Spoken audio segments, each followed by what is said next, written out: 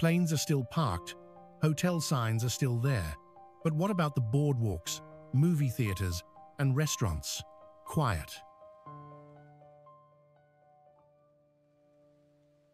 Something is changing in America's most iconic destinations, and it's happening without disaster, without headlines. In 2025, from Nevada to New York, from Hawaii to Texas, tourism is quietly declining. Not because of war, not because of natural disasters, but simply because people have stopped coming. The problem isn't just fewer vacations. It's that economic lifelines are slowing down, jobs are lost, streets are empty, the future is reconsidered.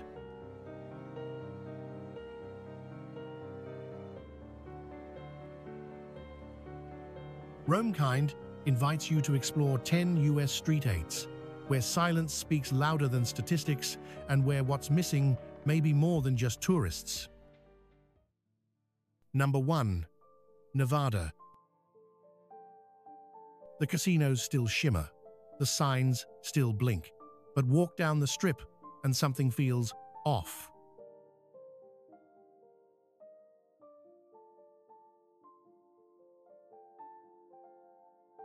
The buzz, dimmed, the energy, missing, and the suites above the skyline, often untouched. Tourism in Nevada, especially in Las Vegas, has declined by over 6%, according to Tourism Board estimates in early 2025. Hotel bookings are noticeably down. Buffets that once overflowed now run half capacity or have shuttered completely. Gambling revenue, the financial heartbeat of the state, is slipping. This isn't just about bad luck at the tables. It's about a deeper shift, fewer flights, shorter stays, and perhaps a changing sentiment about what this city represents in a post-pandemic world. While no public health emergency has been declared, economic vulnerability linked to travel-dependent regions is being monitored by international bodies like the World Bank and OECD. And Nevada ranks among the top 5 US states most reliant on tourism for employment and tax revenue.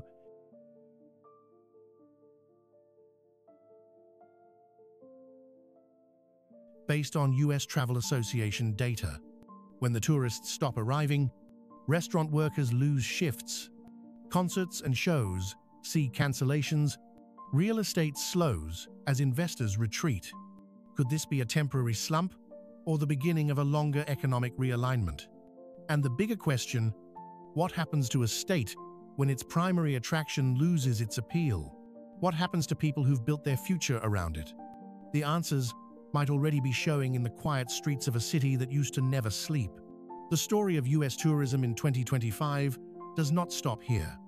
Let's continue to follow other lands that are quietly changing in unexpected ways. Number 2. California. The sunsets still glow, the freeways still wind across palm-lined hills, and the movies still roll off Hollywood's reels. But just beneath the postcard image, California is facing something colder, a slow, measurable contraction. In early 2025, California, one of the most visited places on Earth, began to register what some tourism analysts are calling a Tier 1 market correction. According to Visit California's quarterly tourism report, key cities like San Francisco, Anaheim, and parts of Los Angeles have experienced year-over-year declines in hotel occupancy and revenue. While the state reported over $157 billion in travel spending in 2024, signs now point to a drop in both international arrivals and domestic interest, particularly from Canada, its second-largest foreign tourism market.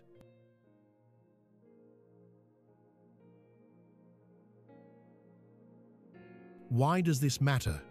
Because tourism isn't just a luxury in California, it's a pillar. It supports over 1 million jobs and accounts for nearly 6% of state GDP, based on data from the World Travel and Tourism Council, WTTC. But as cost of living increases and housing affordability worsens, travelers may be rethinking not just how, but if they visit. Some local economists, such as those at the UCLA Anderson Forecast, have suggested that high inflation and stronger US dollar trends are cooling international travel across all West Coast markets, not just California. Meanwhile, theme parks, coastal towns, and even the Napa-Sonoma wine region are reporting shorter stays, reduced spending per visitor, and a rise in empty beds despite promotional efforts. Could California be a victim of its own scale? Too big, too expensive, too known?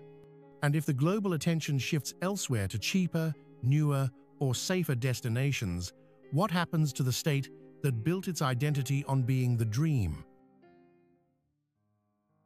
Number 3. Florida. It wasn't a storm. It wasn't a pandemic. And yet, in early 2025, Florida found itself unusually quiet. Palm trees still sway along the coast. Theme parks still sparkle at sunset. But the energy is thinner, the lines shorter, and the hotels quieter than any peak season in recent memory. Airfare bookings from Canada to Florida dropped by more than 70% for the spring and summer seasons, according to data from StatCan and US DOT. That means billions in lost revenue and thousands of jobs tied to travel now under threat. Florida has long been known for its economic reliance on international tourists, especially from Canada and the UK. But in 2025, many of those travelers simply didn't come. A report by the World Tourism Organization, UNWTO, noted that prolonged travel fatigue, coupled with visa uncertainty and rising costs, may be reshaping long-distance leisure travel patterns, and Florida could be one of the earliest warning signs. Cities like Orlando, Miami, and Naples are already adjusting. Deep discounts, early restaurant closures, and fewer entertainment events have become the new normal. Even luxury resorts are facing empty weekends. But this isn't just a tourism slowdown. Economists at Florida International University warn that the state may face a systemic fragility because tourism here is not just a sector, it's a foundation. Nearly 1 in every 15 jobs in the state is directly linked to tourism, according to Visit Florida. And unlike other states with diversified economies, Florida has few backup plans. When the flights stop, so does momentum in real estate, retail, hospitality, and even infrastructure investment. So, the question becomes, what happens when paradise becomes too expensive, too exposed, or simply less interesting to visit? Not every crisis comes with a hurricane warning. Some arrive as empty hotel lobbies in the middle of tourist season. Palm trees still sway, but the silence is louder now. Comment, looks fine, or falling fast, because sometimes paradise fades without warning. Keep watching, the next state might be closer to collapse than you think. Number 4. New York. New York still dazzles. Its skyline remains a symbol of ambition. Streetlights flicker late into the night, and yellow taxis crisscross the avenues like veins through a living organism. On the surface, the city hasn't changed, but beneath that glow, something less visible is taking place, a slow, structural loosening that could reshape the city's tourism-driven economy. In early 2025, projections by NYC Tourism Plus Conventions were revised downward from 67 million expected visitors to 64 million. While this might seem modest, the loss of 2 million international travelers is more than a statistical shift. It represents a withdrawal of some of the city's highest value guests. According to the U.S. National Travel and Tourism Office, international tourists spend nearly 4 times more per trip than domestic ones. These visitors not only stay longer, but are more likely to invest in high-end experiences: theater, fine dining, luxury shopping, and boutique hotels. Their absence is not without consequence. Retail foot traffic in districts like Soho and Fifth Avenue has declined. Restaurants that once relied on lunchtime crowds now close early. Even Broadway, which historically held steady during economic dips, is now seeing shorter booking windows and lower ticket yields. According to recent data from the Broadway League, some productions are operating at 70 to 75% of their pre-pandemic capacity. Experts at the UCLA Anderson School of Management suggest multiple variables at play: a stronger US dollar, global inflation, high airfare, and a growing perception that New York is less clean and less secure than it once was. While the reality may be more nuanced, perception, especially in tourism, often shapes behavior long before facts catch up. This softening isn't just about tourism. It affects employment in hospitality, sales tax revenue, and public services funded through tourism-based spending. Many small businesses, from corner cafes to cultural tour operators, depend on the steady flow of international guests. When that flow weakens, so does their stability. New York has always adapted. It reinvented itself after crises far larger than this.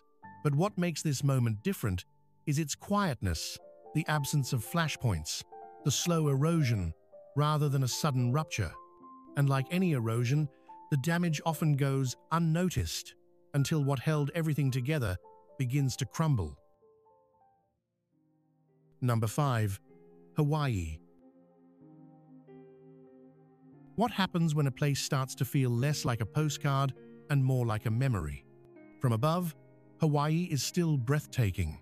Turquoise waters, lush volcanic ridges, and sunlight woven across golden beaches. It looks untouched, timeless. But those who live and work here are starting to notice changes that don't make the headlines: fewer visitors, quieter evenings, and a tension beneath the breeze. According to Hawaii Tourism Authority, HTA, international arrivals, especially from Japan and Canada, historically Hawaii's strongest foreign markets have dropped sharply in early 2025. At the same time, per-visitor spending has decreased across major islands, including Oahu, Maui, and Big Island, with hotel occupancy in some regions nearing post-pandemic lows. This isn't merely a short-term slump. Experts at University of Hawaii's economic research organization, UHERO, point to multiple converging pressures: airfare inflation, stricter short-term rental laws, residual fear from the Maui wildfires, and an increasingly vocal pushback from local communities against over-tourism. The result? A shrinking tourism base and reduced capacity to host. Unlike other states with more diversified economies, Hawaii depends heavily on tourism, contributing over 20% of the state's GDP, based on data from WTTC. When tourism weakens, so does employment in hospitality, transportation, retail, and small-scale island businesses. Surf instructors, tour operators, hotel staff all face reductions in hours or outright job loss. The social impact is even more complex. On outer islands, some families have quietly relocated due to income instability. Others question how much longer the islands can sustain visitor numbers without compromising environmental integrity or local dignity. And then there's the cultural toll. When the pace of arrivals slows, festivals fade, local arts shrink, and the economy of heritage begins to erode. Hawaii is not collapsing, but it is changing slowly, steadily, and perhaps permanently. What does a paradise become when it's no longer easy to reach or welcome to stay? Number 6. Arizona. From a distance, Arizona still looks like a story of success. Clear skies, year-round sunshine, rising skylines, and a tourism sector that once seemed unstoppable. But in 2025, the cracks are showing. According to the Arizona Office of Tourism, visitor spending has dropped by nearly 7% compared to last year, with international travel down over 10%, especially from Canada, a long-time core market. Meanwhile, temperatures across the state broke historical summer records, causing many to cancel or shorten trips. At the same time, drought conditions, water restrictions, and increased wildfire risks have made outdoor recreation less reliable. Economists at Arizona State University suggest that tourism-dependent communities like Sedona, Flagstaff, and Page are among the most vulnerable, with seasonal employment shrinking and small businesses reporting major losses. Arizona's rapid urban development, once its strength, is now being tested. Luxury resorts, golf courses, and short-term rentals that were booming pre-pandemic are seeing sharp slowdowns. Some hotel projects are paused, and vacation rentals sit empty in key regions. This isn't collapse, but it may be a recalibration. What happens when the very environment that draws people in sun, space, nature becomes too extreme to enjoy? Arizona isn't vanishing, but it is confronting limits that demand new questions and new answers. If you found this article helpful or thought-provoking, please save it and share it with someone who is planning a trip to these places. RoamKind gives you a deeper insight into the lands you think you're familiar with, so that every step is not just about traveling, but about understanding. Number 7. Louisiana. In Louisiana, tourism is not just an industry. It's a rhythm, a living, breathing extension of culture. From jazz echoing through French Quarter balconies to gumbo bubbling in local kitchens, the state's economy is deeply interwoven with tradition. But in 2025, that rhythm has faltered. New Orleans, the state's tourism epicenter, has seen international visitors drop by more than 20%, according to Louisiana Travel Association. Major events like Mardi Gras and Jazz Fest still run, but with smaller crowds, fewer out-of-state attendees, and significant dips in hotel occupancy. Local business owners are feeling the absence. In the French Quarter, longtime shopkeeper Renee Bernard shared with a regional paper that her weekday sales are down nearly 40% compared to pre-pandemic levels. "We used to open early for cruise passengers. Now, most mornings are just quiet," she said. Experts at Tulane University's School of Business point to a mix of factors: concerns over urban safety, rising travel costs, and climate volatility affecting travel confidence. They also note that international tourism to the US has not recovered evenly, and Louisiana, lacking infrastructure and aggressive global marketing, is falling behind. This slowdown isn't just about fewer visitors. It threatens over 200,000 jobs statewide that depend on festivals, music, food, and heritage. Outside of New Orleans, cities like Baton Rouge, Lafayette, and Shreveport are also reporting declines in bookings and event turnout. The question isn't whether Louisiana is beautiful, it is. The question is how long a culture-rich economy can sustain itself when fewer people come to listen, taste, and celebrate. Number 8. Missouri. It was once routine. Every Saturday afternoon in Branson, Missouri, the parking lots outside the Clay Cooper Theater would fill before curtain. Tour buses lined the curb. Retirees from Arkansas and Illinois chatted over pie at Mel's Hard Luck Diner. Ticket takers scanned hundreds of smiling guests. But in 2025, that rhythm has broken. According to Branson Convention and Visitors Bureau, group tour bookings are down more than 35% year over year. In 1 week this spring, 5 long-running music shows cancelled or reduced performance days. Operators cited low turnout, many nights with fewer than 50 guests in theaters built for over 500. At the Shepherd of the Hills Adventure Park, a longtime manager shared anonymously with a local news outlet that zipline reservations dropped by 40% compared to spring 2 years ago. "We used to be sold out on weekends," she said. "Now we have open slots even at noon on a Saturday." Even outside entertainment, the ripple spreads. In Springfield, a local motel near the Route 66 Museum reported its lowest spring break occupancy in over a decade. In Herman, known for its vineyards, wineries have shortened tasting hours and reduced seasonal staff. According to the Missouri Department of Economic Development, tourism employs over 240,000 residents statewide. But with domestic travelers cutting back due to gas prices and families skipping short trips, Missouri's tourism model, which depends heavily on car-based, middle-income travel, is showing signs of fatigue. There are no headlines, but there are empty parking spaces where buses used to be, empty seats in theaters, and empty sidewalks in towns that once danced to the sound of music and small-town laughter. Number 9. Illinois. In downtown Chicago, where business once pulsed through the hotels near Millennium Park, the mood is different now. Angela Ruiz, a front desk supervisor at a mid-range hotel on Wabash Avenue, has worked the same lobby for 8 years, but in 2025, she's had her hours cut 3 separate times. "We used to be full Monday through Thursday with conference guests," she says. "Now we're barely at 50%. The only time we fill up is during concerts or big sports weekends, and even that's not guaranteed anymore." Angela's experience reflects a broader pattern.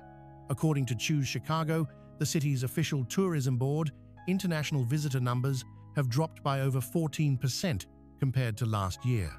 Revenue from business travel and conventions has declined as well, a trend confirmed by data from the Metropolitan Pier and Exposition Authority, which operates McCormick Place, one of the largest convention centers in North America.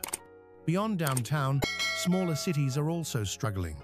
In Peoria, a historic riverfront town, the local tourism office reports a 12% drop in hotel occupancy during spring months. Festivals and minor league sports, once reliable draws, have seen slower ticket sales and fewer out-of-town visitors. Tourism in Illinois employs more than 230,000 people, according to the Illinois Office of Tourism. But as urban safety concerns, high local taxes, and stronger competition from nearby states shape visitor preferences, many workers like Angela are left wondering if the industry they once trusted can offer the same stability. Angela hasn't left Chicago, not yet, at least. But the shifts are getting shorter, and the quiet in the hotel lobby once empty of the sounds of people coming and going speaks to something larger, a shift that's not always apparent in economic forecasts. Illinois isn't isolated. Cities across America are quietly adjusting, balancing memory and lingering inertia. And as we continue south to a boomtown once known for everything bigger, louder, prouder, own question remains unanswered. What happens when Texas starts to fold in too? Number 10. Texas. Everything is supposed to be bigger in Texas. Bigger concerts, bigger ribs, bigger tourism numbers. But in 2025, even the biggest are starting to bend. In Austin, Daniel Tran, a sound technician at a well-known live music venue, has watched Friday nights grow quieter. "A year ago, we were triple booked. Today, we cancel at least one set a week," he says. His venue sits 3 blocks from 6th Street, once known for its crowds and sound. "Now," Daniel adds, "you can hear the bass echo across the whole block." According to Visit Austin, hotel occupancy is down more than 11% from the same time last year. Conventions have shrunk. Music festivals report lower weekend attendance, and restaurant reservations are no longer necessary in districts that used to be overbooked. In San Antonio, Riverwalk traffic has slowed. In Houston, large international business conferences have been postponed, citing costs and weather unpredictability. And in smaller towns like Fredericksburg or Waco, local owners say bookings for spring weekends, once sold out months in advance, are now wide open. Texas has long promoted itself as unstoppable. But experts at University of Texas at Austin note that when core tourism hubs falter, the ripple spreads fast, affecting jobs, property values, local tax revenue, and urban momentum. Daniel hasn't quit, but he's picked up extra work fixing amps on the side. "People still come," he says, "just not as many, not as often, and not for as long." So maybe the question isn't whether Texas is shrinking. Maybe it's, what happens when even the biggest stop growing? Tourism hasn't disappeared, but across many parts of America, it's quietly shifting, leaving gaps not just in hotel rooms, but in local rhythms, jobs, memories, and expectations.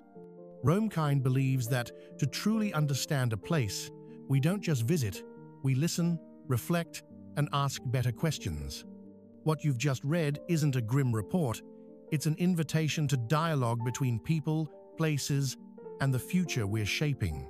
This content is based on publicly available data, reports, and real stories at the time of publication. All perspectives are offered through a lens of analysis, curiosity, and thoughtful critique, with the goal of raising awareness, encouraging dialogue, and inspiring humane action. RoamKind. Travel to understand. Stay to connect.